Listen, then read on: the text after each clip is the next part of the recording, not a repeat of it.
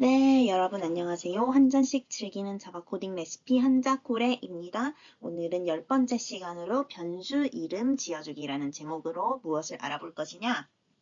바로 변수 네이밍은 이렇게 라는 제목으로 변수명 작성 규칙을 알아보는 시간을 갖도록 하겠습니다. 변수명은 기본적으로 자유롭게 작성할 수 있지만 몇 가지 규칙을 지켜줘야 하는데요. 그 규칙들에 관해 알아보는 시간을 가져보도록 하겠습니다.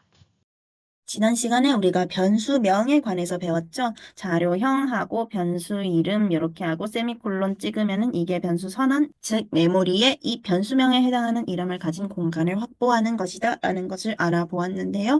이 변수명을 작성을 하는 규칙이 있어요. 그 규칙을 오늘은 알아보도록 할게요. 변수명은 기본적으로는 프로그래머가 원하는 대로 자유롭게 작성을 할 수 있지만 몇 가지 규칙을 지켜줘야 해요. 그중 첫 번째가 변수명에는 영문자, 숫자, 언더바, 달러가 허용이 돼요. C 같은 경우에는 달러가 허용이 안 돼요. 자바는 돼요. 근데 이런 허용되는 특수 문자들은 언어에 따라서 다르지만 자바는 달러가 허용이 돼요. 언더바랑 달러.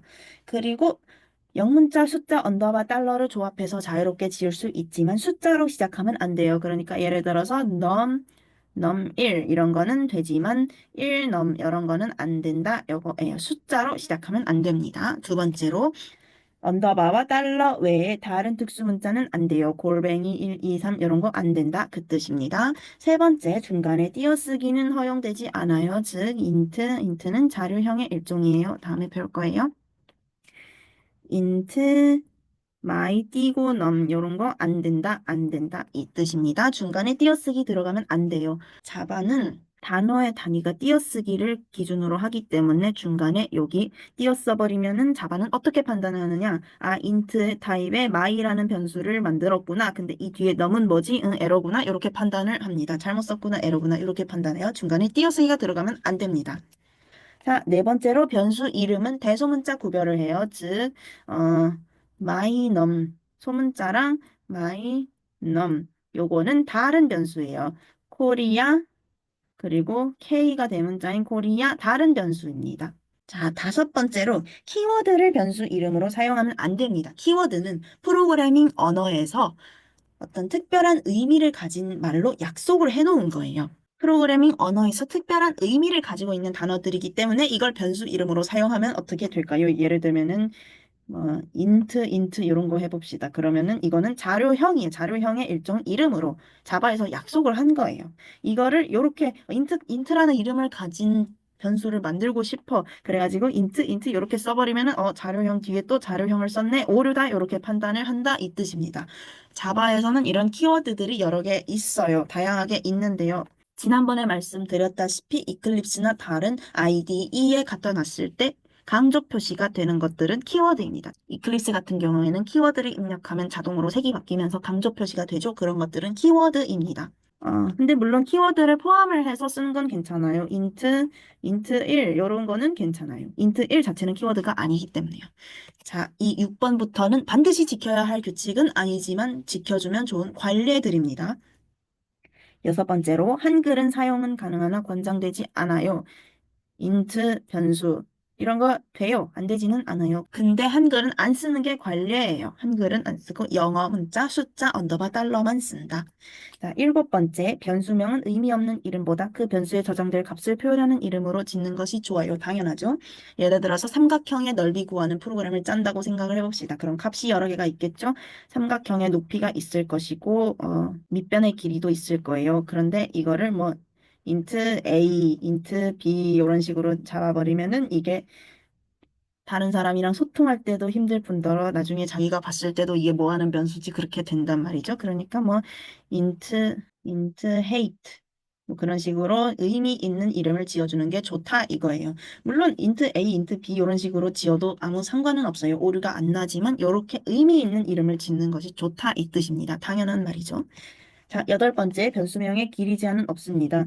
가독성을 위해서 짧게 하는 것이 좋긴 하지만 길게 쓴다고 해서 컴파일상 문제가 생긴다거나 그렇지는 않습니다. 변수의 이름이 길어진다고 해서 프로그램 성능이 떨어진다거나 그렇지도 않으니까요. 변수명을 길게 해야지 이 변수에 들어가는 값을 올바르게 표현할 수 있다라고 판단이 선다면 길게 해도 상관이 없습니다. 자, 마지막 9번째로 여러 개의 단어가 붙어서 변수명을 지을 경우 캐멀 스타일로 작성하는 것이 관례예요 라고 했는데요. 캐멀 스타일이 뭘까요? 캐멀 스타일이란 여러 개의 단어가 붙어 이름을 구성할 경우 첫 단어를 제외한 나머지 단어의 첫 자는 대문자로 첫 단어의 첫 글자 나머지는 소문자로 작성하는 방법이에요 라고 했는데요. 예를 들면 이런 거예요. 핸드폰 번호를 저장할 변수를 만든다고 칩시다. 그러면은 변수 이름은 phone number 이렇게 할 수 있을 거예요. 이거는 phone이라는 단어와 number라는 단어가 붙어가지고 만든 변수명이죠. 그러면은 이 첫 단어는 냅두고 두 번째 단어부터는 첫 글자를 대문자로 하는 거예요. 그리고 첫 번째 단어의 첫 글자와 나머지는 다 소문자로 하는 이게 캐멀 스타일이에요. total amount spent 같은 경우에도 마찬가지예요. total amount spent 이렇게 세 개의 단어가 붙어서 만들어진 변수명인데요. 여기서도 첫 번째 단어는 냅두고 두 번째 단어부터 첫 글자를 대문자로 하고 첫 번째 단어의 첫 글자와 나머지는 소문자로 쓰는 게 이게 캐멀 스타일이에요. 캐멀이 낙타잖아요. 이렇게 올라갔다 내려갔다 또 올라갔다 내려갔다 또 올라갔다 하는 게 낙타의 등이랑 비슷하게 생겼다 해서 캐멀 스타일이라는 이름이 붙었어요. 뭐 변수명, 클래스명, 메서드명 이런 거 다 마찬가지예요. 자바에서는 여러 개의 단어가 붙어가지고 하나의 이름을 구성을 할 때 캐멀 스타일로 작성을 하는 게 관례예요. 단 클래스 이름은 첫 단어의 첫 자까지 대문자로 하는 게 관례예요. 예를 들어서 이 폰 넘버가 클래스 이름이다 하면은 이 앞에 P까지 대문자로 하는 게 이게 관례다 이 뜻이죠. 이거는 말 그대로 관례예요. 즉, 뭐 클래스명이나 변수명을 캐멀 스타일대로 안 썼다 해서 오류가 나지는 않아요. 하지만 관례는 그만큼 대부분의 사람들이 지키는 불문율이기 때문에 우리도 지켜주는 것이 좋다라는 말씀을 드리는 겁니다. 자, 그럼 오늘도 이 슬라이드를 통해서 오늘 배운 내용 복습해 보도록 할게요. 첫 번째로 변수명 작성 규칙에 관해 배웠어요. 변수명은 기본적으로 프로그래머가 원하는 대로 자유롭게 작성할 수 있지만 몇 가지 규칙을 지키면서 작성을 해야 한다. 첫 번째로 변수명에는 영문자, 숫자, 언더바, 달러가 허용이 되며 이것들을 자유롭게 조합해서 원하는 이름을 만들 수 있지만 변수명이 숫자로 시작하면 안 된다라고 했습니다. 즉, num 1은 되지만 1 num은 안 된다고 했고요. 두 번째로 언더바와 달러 외에 다른 특수 문자는 허용되지 않습니다. 라고 했습니다. C 같은 경우에는 달러도 허용이 안 된다고 했고요. 허용되는 특수 문자들은 언어에 따라서 다르다고까지 말씀드렸습니다. 중간에 띄어쓰기가 허용이 되지 않는다고도 말씀을 드렸어요. 자, 많은 단어의 단위가 띄어쓰기이기 때문에 int, my, num 이렇게 띄어 써버리면은 자바는 어떻게 판단하냐? int라는 타입의 my라는 변수를 하나 선언을 했구나. 근데 뒤에 num은 뭐지? 이렇게 된단 말이죠. 그러니까 중간에 띄어쓰기 들어가면 안 됩니다.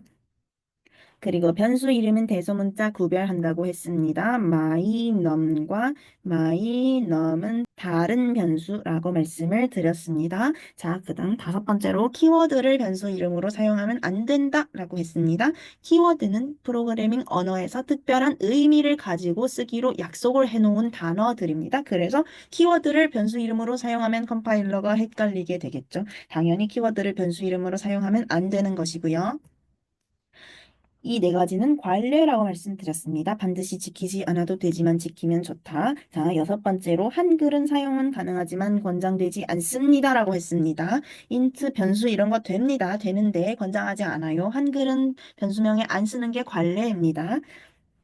일곱 번째로 변수명은 의미 없는 이름보다 그 변수에 저장될 값을 표현하는 이름으로 짓는 것이 좋다라고 말씀드렸습니다. 단순히 int x, int y 이런 것보다는 뭐 값을 저장할 것이다면 int value, 가격을 저장할 것이다면 int price 이런 식으로 의미 있는 이름, 그 변수에 저장될 값을 표현하는 이름으로 짓는 것이 좋다라고 말씀을 드렸고요. 여덟 번째로 변수명에 길이 제한은 없다라고 말씀드렸습니다. 가독성을 위해서 너무 길게 작성하지 않는 것이 좋지만 길게 작성한다고 해서 컴파일에서 오류가 생기는 것도 아니고 프로그램 성능에 영향을 미치는 것도 아니다라고 말씀드렸어요. 그리고 아홉 번째로 여러 개의 단어가 붙어서 변수명을 지을 경우 캐멀 스타일로 작성하는 것이 관례다라고 말씀드렸습니다. 캐멀 스타일은 여러 개의 단어가 붙어서 하나의 이름을 구성할 때 첫 번째 단어의 첫 글자와 나머지는 소문자로 두 번째 단어부터 첫 글자는 대문자로 작성을 하는 거라고 말씀드렸죠. my number 같은 경우에는 my 하고 number 요렇게 첫 번째 단어의 첫 글자와 나머지는 소문자로 그리고 두 번째 단어부터 첫 글자를 대문자로 하는 것이 개멀 스타일이라고 말씀드렸죠. total amount spent 같은 것도 마찬가지고요. amount spent 토탈, 어마운트, 스펜트 세 개의 단어가 붙어가지고 만들어진 변수명인데 첫 번째 T는 소문자로 두 번째 단어부터는 앞글자를 대문자로 나머지는 다 소문자로 쓰는 것이 캐멀 스타일 낙타의 등처럼 오르락 내리락 하는 게 낙타의 등 같다 해서 캐멀 스타일이란 이름이 붙었다고 했고요. 클래스명의 경우에는 첫 번째 글자까지 대문자로 해주는 것이 관례다 라고 말씀드렸습니다. 자, 오늘도 여기까지 따라오시느라 수고 많으셨고요. 저는 다음 시간에 뵙겠습니다. 감사합니다.